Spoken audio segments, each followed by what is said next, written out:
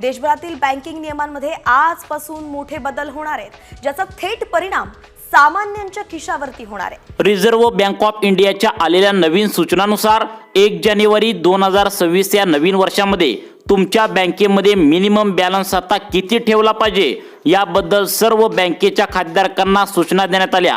तुमच्या बँकेचे खाते स्टेट बँक ऑफ इंडियामध्ये असेल, पोस्ट ऑफिसमध्ये तुमचे खाते उघडले असेल, महाराष्ट्र बँकेत तुमचे खाते उघडले असेल, बँक ऑफ इंडियामध्ये तुम्ही खाते उघडलं असेल, तर अशा प्रकारच्या जवळपास वेगवेगळ्या 10 बँकांमध्ये आता रिझर्व्ह बँक ऑफ इंडियाने मिनिमम बॅलन्सचा रूल या ठिकाणी जाहीर केला आहे।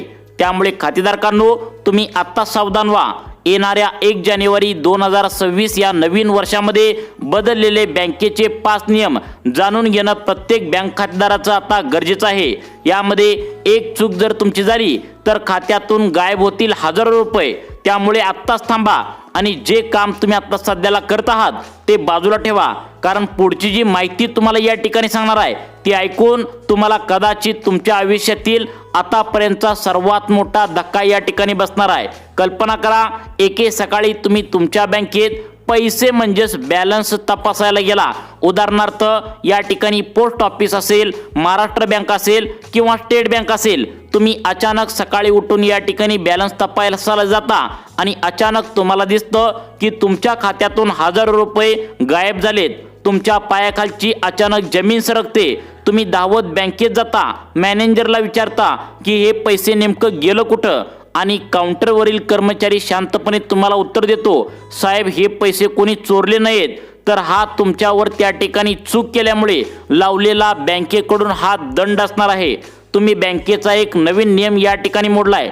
देशभरातील लाखो खातेदारांवर आता हे नवीन नियम 1 जानेवारी 2026 पासून लागू करण्यात येणार आहेत आणि तुमच्या एका छोट्याशा चुकीमुळे तुमच्या कष्टाची प्रचंड रक्कम कापली जाऊ शकते।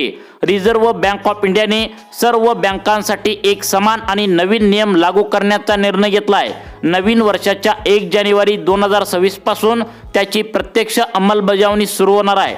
सर्वात महत्त्वाचं म्हणजे हे नियम फक्त स्टेट बँक ऑफ इंडिया किंवा पोस्ट ऑफिस पर्यंत मर्यादित नाहीत, तर bank of India, Maharashtra bank, HDFC bank, भूविकास बँक, जिल्हा मध्यवर्ती बँक अशा या ठिकाणी प्रायव्हेट आणि सरकारी आता डझनभर बँकांवर हे नियम लागू होणार आहेत। म्हणूनच ही माहिती प्रत्येक खातेदारांसाठी, मग ते त्या ठिकाणी श्रीमंत असो किंवा गरीब असो, तुम्ही महिला असाल किंवा पुरुष असाल, सर्वांसाठी या ठिकाणी हे नियम आता लागू करण्यात येणार आहेत। या नवीन नियमांचा उद्देश अगदी साधा आणि स्पष्ट सरकारने केला आहे, ती म्हणजे वाढती फसवणूक थांबवणे, बँक खात्यांची सुरक्षितता वाढवणे आणि जी खाती निष्क्रिय झालेत, संशयास्पद आहेत किंवा नियम पाळत नाहीत ती तातडीने बंद करणे आता यामागील उद्देश आहे। कारण मागील काही महिन्यामध्ये खात्यातून अचानक पैसे गायब होऊ लागलेत, दुसऱ्यांच्या खात्यावर चुकीने पैसे जाणे, तसेच बनावट OTP वापरून पैसे काढणे अशा घटनांमध्ये झपाट्याने वाढ होत चालल्या। त्यामुळे सरकार आणि RBI दोन्ही गंभीर झाले आहेत।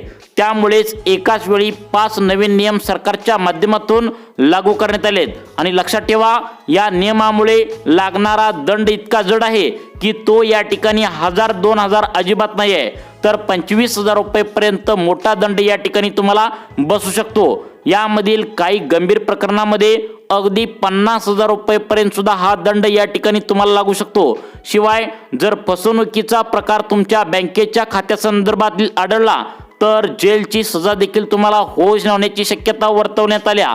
नियम क्रमांक 1 आहे, सर्वांनी आता नियम क्रमांक 1 समजून घ्या, ते म्हणजे एकापेक्षा जास्त बँक खाती तुम्ही उघडून ठेवला असेल तर नक्की पहा। पहिला नियम अशा लोकांसाठी आहे ज्यांनी एकापेक्षा जास्त बँक खाते आता उघडले आहेत। उदाहरणार्थ तुमचे मुख्य खातं स्टेट बँक ऑफ इंडियामध्ये उघडले, त्यासोबतच तुम्ही पोस्ट ऑफिसमध्ये एखादी FD करण्यासाठी खातं उघडले किंवा बँक ऑफ महाराष्ट्रामध्ये तुमचं खातं आहे। विविध कारणासाठी 3 ते 4 खाते असणे चुकीचे नाही आहे, परंतु समस्या तेव्हा निर्माण होते जेव्हा त्या खात्यामध्ये तुम्ही मिनिमम बॅलन्स म्हणजेच मिनिमम बॅलन्स अजिबात या ठिकाणी शिल्लक रक्कम ठेवत नाही। प्रत्येक बँकेचे स्वतःचे मिनिमम बॅलन्स धोरण त्या ठिकाणी ठरलेले आहे। कुठल्या बँकेत 500 रुपये, काही बँकामध्ये 2000, तर काही बँकामध्ये 5000। तर मोठ्या सिटीमध्ये तुम्ही गेला, शहरामध्ये गेला तर 10,000 रुपये देखील मिनिमम बॅलन्स बँकामध्ये ठेवावा लागतो. जर तुम्ही 5 वेगवेगळ्या बँकामध्ये खाते उघडले आणि त्यामध्ये सर्वांची मिनिमम बॅलन्सची अट जर पाळली नाही तर प्रत्येक बँक खात्याकडून तुम्हाला स्वतंत्रपणे दंड आकारला जाणार आहे. विचार करा, 5 बँकांचा मिळून हा दंड हजारो रुपयापासून सुरू होणार आहे. 25,000 रुपयेपर्यंत दंड तुम्हाला या ठिकाणी 2026 या नवीन वर्षामध्ये लागणार आहे. त्यामुळे जी खाती तुम्ही वापरत नाही ती त्वरित बंद करण्याच्या सूचना या ठिकाणी रिझर्व्ह बँक ऑफ इंडियाने दिल्या आहे.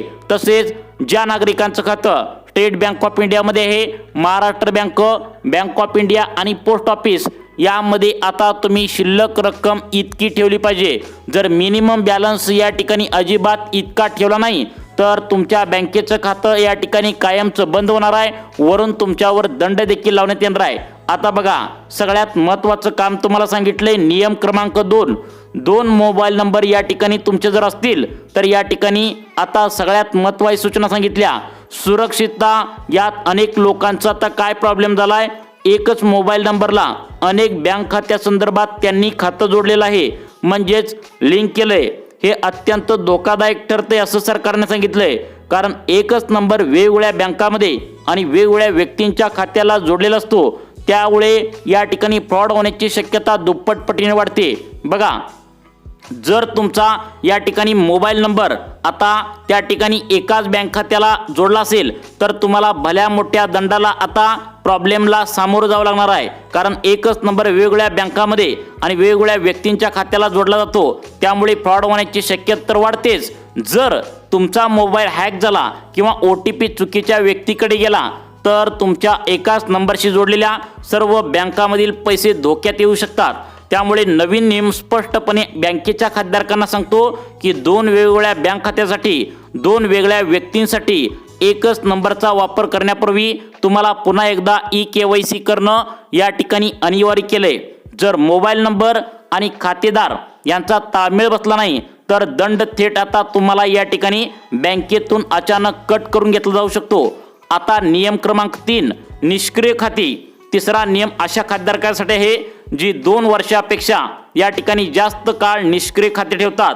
म्हणजे तुम्ही या ठिकाणी हौसेने किंवा एखादी नवीन योजना आली म्हणून एखादं नवीन खातं उघडलं जातं, काही दिवस ते वापरलं जातं आणि नंतर वर्षानुवर्षे त्याकडे लक्ष दिलं जात नाही.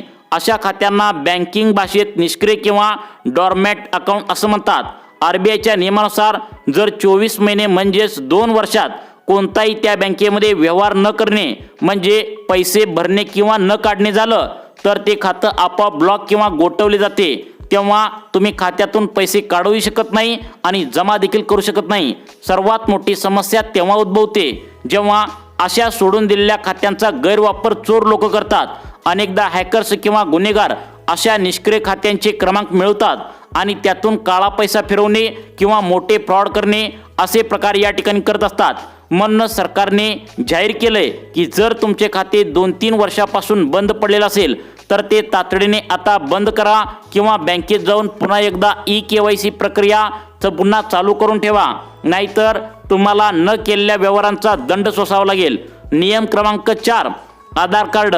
आता हे आधार कार्ड अनेकांची 10 वर्षापूर्वी जुनी काढलेली आहेत. त्यानंतर तुमचे घर बदलते, काहींचा पत्ता बदलतो, मोबाईल नंबर बदलतो, लग्नानंतर नाव बदलते किंवा स्पेलिंग बदलते, पण आधार अपडेटच लोक करत नाहीत. अशा प्रकारात बँकेतून पैसे पाठवताना किंवा सरकारी योजनांचे पैसे मिळवताना मोठी अडचण निर्माण होते. अनेकदा पेन्शन, PM किसानचे पैसे, नमो शेतकरीचे पैसे, लाडक्या बहिणीचे पैसे, पीक विमा योजनेचे पैसे, तसेच मुलांची शिष्यवृत्तीचे पैसे हे सगळे व्यवहार आधारशी लिंक असल्यामुळे अचानक थांबतात. म्हणूनच आता प्रत्येक खातेदाराने आपले आधार कार्ड पुन्हा एकदा अपडेट करणे आणि बँकेत पुन्हा KYC करणे अनिवार्य केले आहे. जर आधार अपडेट नसेल तर तुम्हाला तुमच्या बँकेचे व्यवहार थांबवण्याचा पूर्ण हक्क मिळाला आहे. नियम क्रमांक 5 व्यवहार तुमच्या बँकेतील तपासणी आणि संशयास्पद हालचाली म्हणजे संशयास्पद जे हालचाली आहेत तर ते बँकेत सुरक्षेविषयी आणि सायबर गुन्ह्याविषयी मोठ्या प्रमाणात तक्रारी वाढल्यामुळे या ठिकाणी पुढचा 5वा नियम लागू केला आहे. व्यवहार तपासणी ट्रान्झॅक्शन मॉनिटरिंग. म्हणजे जर तुम्ही अचानक मोठी रक्कम तुमच्या बँकेमध्ये आता जर या ठिकाणी ट्रान्सफर केली किंवा काढली किंवा तुमच्या खात्यावरून वारंवार छोटे छोटे व्यवहार होत असतील जे तुमच्या नेहमीच्या सवयीपेक्षा वेगळे आहेत तर बँक त्याची चौकशी करू शकते। हा नियम प्रामुख्याने काळा पैसा, अवैध व्यवहार, फसवणूक आणि संशयास्पद हालचाली रोखण्यासाठी आहे। जर बँकेला तुमचे व्यवहार संशयास्पद वाटले तर थेट त्या खात्यावर दंड लावू शकते आणि जोपर्यंत तुम्ही उत्पन्नाचा पुरावा देत नाही तोपर्यंत तुमचे पैसे त्या ठिकाणी रोखले जाऊ शकतात। नियम क्रमांक 6 मिनिमम बॅलन्स आणि त्या ठिकाणी आता नेगेटिव्ह खात्याचा धोका। बघा, सगळ्यात महत्त्वाचा सर्वात गोंधळात टाकणारा नियम या ठिकाणी आहे तो म्हणजे मिनिमम बॅलन्स या ठिकाणी तुमच्या बँकेमध्ये न ठेवल्यास तुम्हाला आता दंड बसू शकतो। अनेक बँका आता मिनिमम बॅलन्सने नियम अधिक कडक करत आहेत। याचे कारण म्हणजे करोडो खात्यामध्ये आता उदाहरणार्थ जनधन सोडून इतर जे सेव्हिंग खातं तुम्ही आता शून्य आता मिनिमम बॅलन्स स्वरूपात उघडून ठेवले असते। जर तुमच्या खात्यात बँकेने ठरवून दिलेल्या रकमेपेक्षा कमी बॅलन्स असेल तर दंड आपोआप म्हणजे ऑटो डेबिट या ठिकाणी बँकेच्या खात्यातून होणार आहे। अनेकांना हे कळत नाही, काही दिवसात शिल्लक रक्कम तुमची शून्य दाखवते।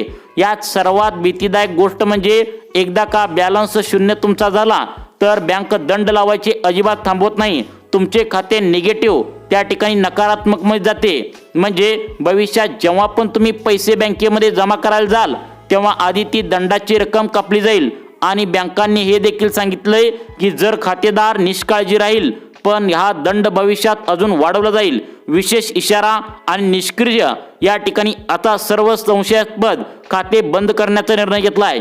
एकाही नियमाला हलक्यात घेऊ नका। हे नियम बँक खात्याची सुरक्षितता आणि तुमची फसवणूक थांबवण्यासाठी सरकारच्या माध्यमातून काढले आहेत।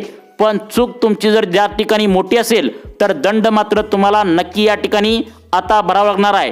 आता यासाठी सरकारने काय काय सूचना दिलेत बघा। आता या ठिकाणी नवीन सूचनानुसार बँक खात्यावरील प्रत्येक बदलले या ठिकाणी SMS द्वारे तुम्हाला बदल कळवणार आहेत। उदाहरणार्थ तुमचा बॅलन्स कमी झाला असेल, ATM कार्ड ब्लॉक त्या ठिकाणी झाला असेल, KYC अपडेट करायचे असेल किंवा खाते निष्क्रिय या ठिकाणी व्हायचे असेल तर तुम्हाला बँक SMS द्वारे या ठिकाणी येणाऱ्या आता तुम्हाला जानेवारीच्या 15 तारखेच्या आतमध्ये कळवणार आहे। त्यामुळे हे नियम जे होते तर हे नियम सर्वांनी पाळायचे व तुमच्या बँकेतील रक्कम जी आहे तर ती सुरक्षित ठेवायची आहे। आता state bank of India, Maharashtra bank, bank of India आणि या ठिकाणी सगळ्यात महत्त्वाचं म्हणजे पोस्ट ऑफिस या बँकामध्ये तुम्ही पैसे काढायला जेव्हा जाता त्यावेळी तुम्ही जरूर विचारा की बँकेने मिनिमम बॅलन्स रूल आता लागू केला आहे का आणि केला असेल तर बँकेमध्ये शिल्लक रक्कम मिनिमम किती ठेवली पाहिजे बँकेत जाऊन नक्की चौकशी करा। तुम्हाला अशाच प्रकारचे व्हिडिओ पाहण्यासाठी आपल्या लाईफ चेंज मोटिवेशन या चॅनलला आत्ता सबस्क्राईब करा। धन्यवाद।